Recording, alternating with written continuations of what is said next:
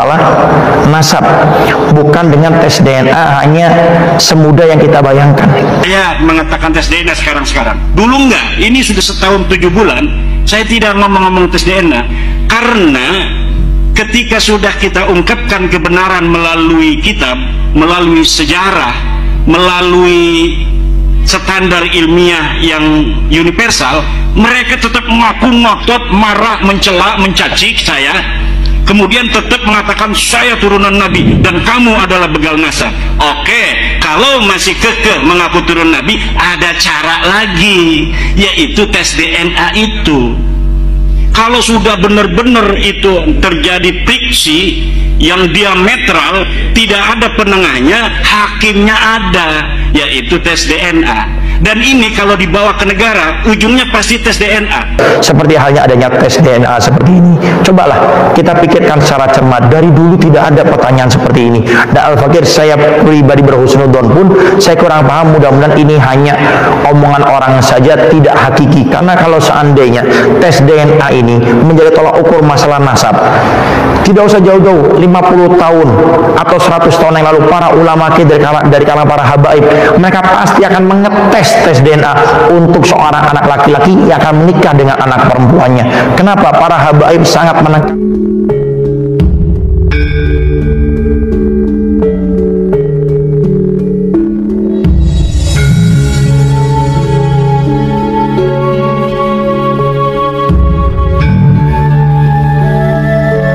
Apakah tes DNA itu menjadi tolak ukur tentang masalah nasab? Seorang Habib Baharun, wahai kiai-kiai, jangan sampai merasa dirinya walaupun pinter ngaji kitabnya, jangan sampai merasa dirinya sama dengan habaib.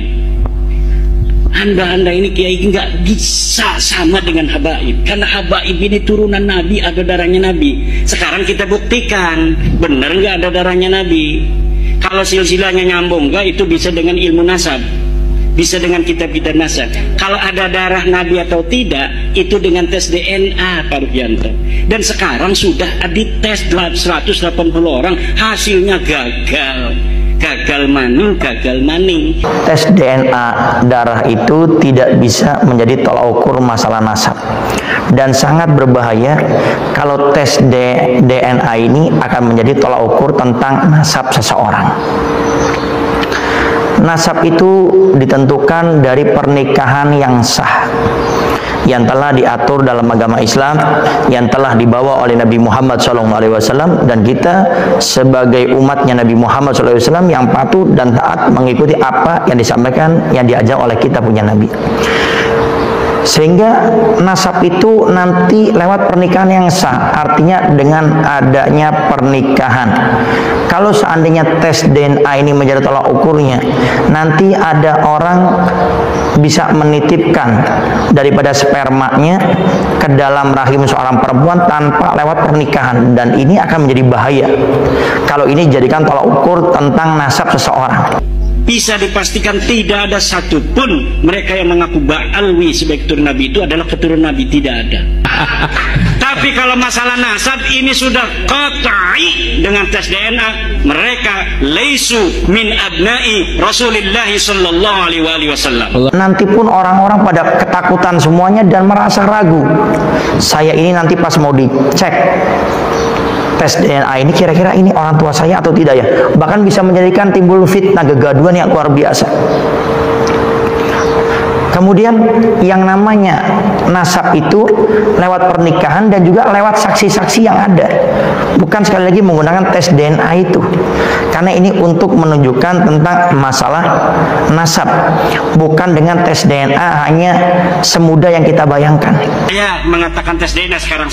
Dulu enggak, ini sudah setahun 7 bulan saya tidak ngomong-ngomong tes DNA, karena ketika sudah kita ungkapkan kebenaran melalui kitab, melalui sejarah, melalui standar ilmiah yang universal, mereka tetap mengaku ngotot, marah, mencela, mencaci saya, kemudian tetap mengatakan saya turunan Nabi dan kamu adalah begal nasab. Oke, kalau masih kekeh mengaku turun Nabi, ada cara lagi, yaitu tes DNA itu.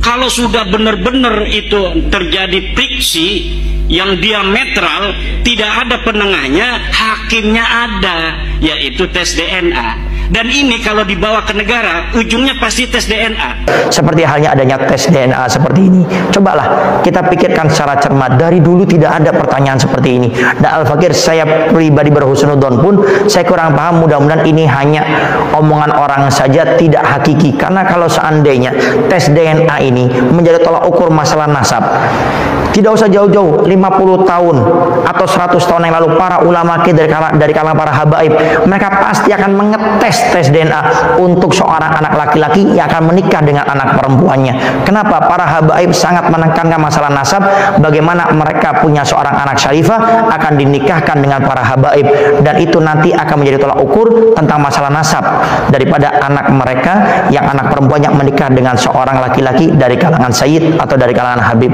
Maka ini yang harus menjadi cerminan yang sungguhnya.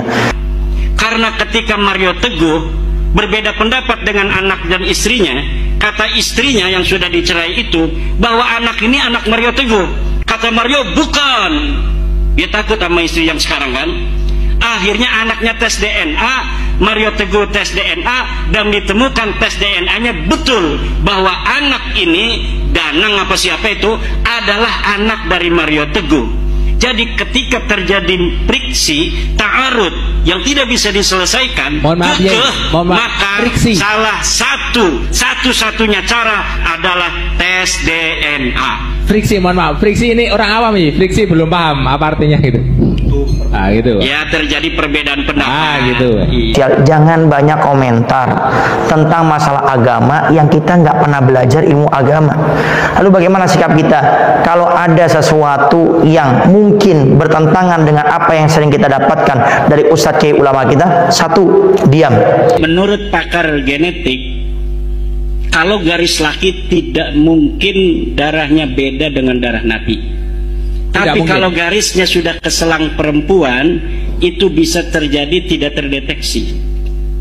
Oh ya, padahal di Baklawi ini kan mereka anti terhadap nasab perempuan. Mereka itu lurus laki-laki semua ngakunya. Gitu. Makanya mudah untuk dideteksi. Ketika haplogrupnya G keluarnya hasilnya bukan J1, ya berarti mustahil keturunan G itu siapa? Nabi. J1 siapa ya? J1 itu turunan Nabi Muhammad. J1 G itu Baklawi, hasilnya G itu kebanyakan. Berarti yang J1 semua sayyid dan sarif di dunia ini semuanya J1 ya. Dan sudah puluhan ribu yang tes DNA. Keturunan Nabi di dunia ini puluhan ribu yang tes DNA. Seluruh dunia banyak keturunan Nabi di dunia ini. Nah, kalau yang datang ke Indonesia ini masif mengaku ini dari satu keluarga saja, namanya keluarga Ba'alwi, dan sudah terbukti tes DNA-nya nyimpang. Tes DNA Nabi kemana, tes DNA dia kemana. Nanti pun orang-orang pada ketakutan semuanya dan merasa ragu. Saya ini nanti pas mau dicek tes DNA ini, kira-kira ini orang tua saya atau tidak ya? Kira-kira 80%-nya itu mengalir darah Rasul, baik dari sisi ibu atau garis bapak gitu ya? Menurut teori daripada ilmu nasab, ya. Karena apa? Wali Songo itu saja sudah 9 generasi yang terakhir. Sebelumnya sudah ada. Maka menurut pakar genetik, ini 80% ini bisa jadi mengalir darah Nabi kepada orang-orang Jawa, orang-orang Nusantara. Karena apa? Karena jumlah daripada turun Nabi yang datang ke Indonesia abad ke-16 ini sudah banyak waktu itu, dan keturunannya sekarang itu sudah sekian ratus tahun. Kalau dihitung secara ilmu matematika genetik, ini bisa jadi seluruh penduduk Indonesia 80%-nya itu adalah mengalir darah Nabi besar Muhammad sallallahu alaihi wasallam. Atau juga nanti sudah masyhur, sudah dikenal di khalayak umum bahwasanya ini adalah anaknya orang ini, dan itu sudah cukup. Tidak harus pakai tes DNA, dan sangat berbahaya sekali lagi kalau nasab itu dikaitkan dengan yang namanya tes DNA. Kalau tidak ada api, tidak ada asap.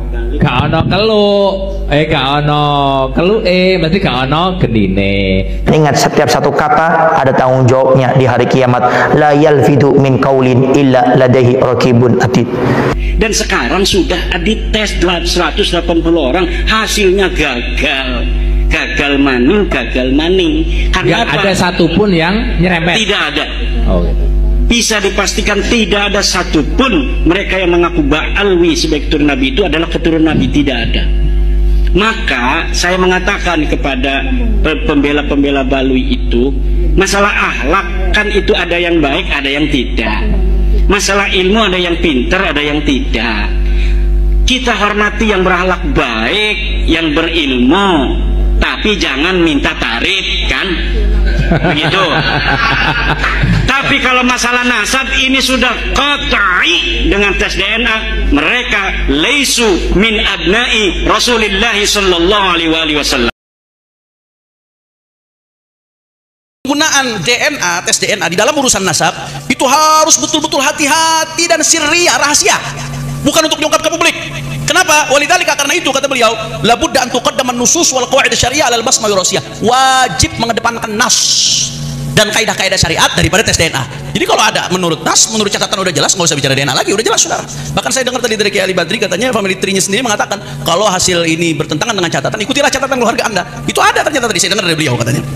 Yang ketiga, ini penting nih, yang lagi rame, la yajuzu syar'an al-i'timad al-basmah wirasiyah fi nafyi nasab. Tidak boleh secara syariat ya berpatokan kepada basmah wirasiyah tes DNA untuk menafikan nasab, nggak boleh, haram secara syariat. Yang keempat, saya singkat, la yajuz istikhdam al-basmah wirasiyah biqasdi ta'aqqud min sihhatil ansab tsabita syar'an. Nggak boleh pakai tes DNA untuk takut, hanya memastikan doang.